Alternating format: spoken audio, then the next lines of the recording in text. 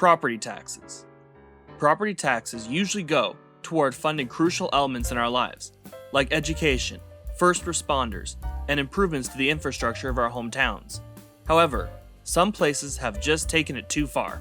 Today, we are going to look at 10 states that charge the highest property taxes in all of America. Rhode Island. Rhode Island is the smallest state by land area in all of America. In fact, Alaska has a handful of towns that are bigger than the entire state. While Rhode Island may be a small state in size and in population for that matter, the property tax bill is quite large. The average effective property tax rate is 1.63%, and locals can expect that taxes will be reasonable on average for sales tax and income taxes. But property taxes, that's where they get you. New York. New York is the fourth most populous state in all of America, but recently, a lot of people have been moving away from here, especially in New York City. They are known for having some of the highest income taxes in all of the country, and making things worse, NYC tax on additional income taxes too. But the property taxes here in the state average out to be 1.72%. With some of the highest income and property taxes, you can see why many have deemed it not worth it or unaffordable here in New York. Hopefully, once the economy starts kicking back in, their people can afford to live better in the area. Nebraska. When you think of high tax states, you may think of New York or California for that matter, but the chances are you wouldn't have guessed Nebraska. About a decade ago, they changed some of their tax structures to help the poor in the state. They reconfigured the income tax system, and now it is pretty close to middle of the pack for median earners here. The state's effective property tax rate is just higher than New York at 1.73%, and at least they have reasonable income tax and lower cost of living than New York City. Texas. Now, with everyone moving to Texas over the last decade, you may not have expected the Lone Star State to make this list. Their property tax rate averages 1.8%. Now, in Texas, they don't have any state income tax, so this state taxes ownership of property and consumption rather than income. Now, their home prices have been pretty low throughout the state. However, if prices keep going up, Texas could become just as unaffordable as places like California or New York. I have family that lives in the area, and they pay nearly $1,000 a month on their property taxes. So even if you own your house here, you still might feel like you have a house payment. Wisconsin. Wisconsin is known as a beautiful state right off the Great Lakes. The people in much of this state are very friendly. Well, except for when they vote themselves higher property taxes. In Wisconsin, the average effective property tax rate is 1.85%. You'd think with rates that high, the neighboring Minnesotans would have voted that tax rate on them, just to make up for the fact they lose to the Badgers and Packers all the time. Wisconsin's income taxes aren't ridiculously high, and they have some of the lowest sales tax in all of America. So you do get hit hard for buying a house, but not really for buying your needs or everyday items.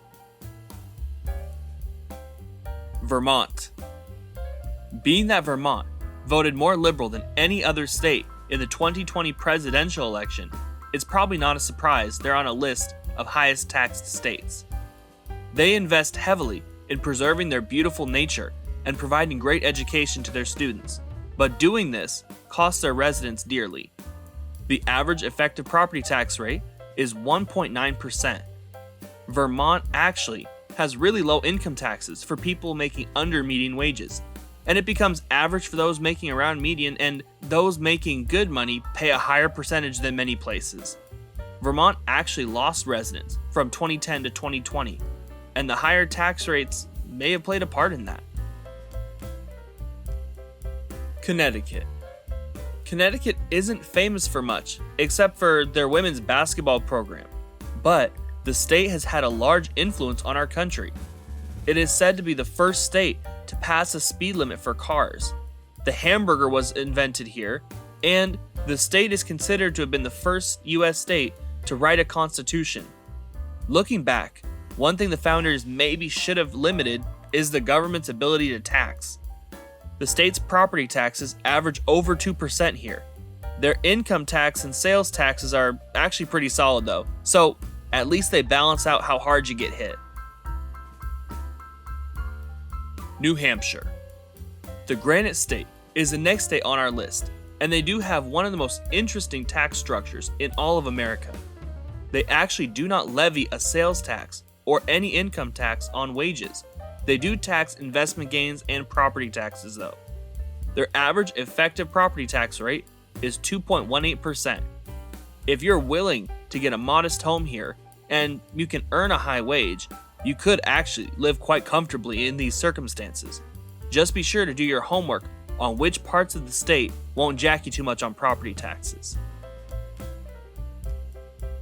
Before we get into the top 2 states with the highest property taxes, I posted links in the description so you can research more about property taxes if you're interested. Also, make sure to click that thumbs up button and subscribe if you want more interesting videos about economics and places in America. Illinois. Illinois is one of the highest tax states in all of America. Their income tax is a flat rate of just under 5%, which is actually very reasonable. It's actually similar to states like Utah to give you perspective. However, their sales tax can get up to 11%. Much of the state isn't that high, but remember, the government always finds a way to get their money. The average effective property tax rate in this state is now up to 2.27%. This rate definitely makes it difficult for new homeowners or residents on a fixed income to get into the market or keep making payments, which is one of the reasons many retirees go from Illinois to places like Arizona, Florida, or other low-taxed states.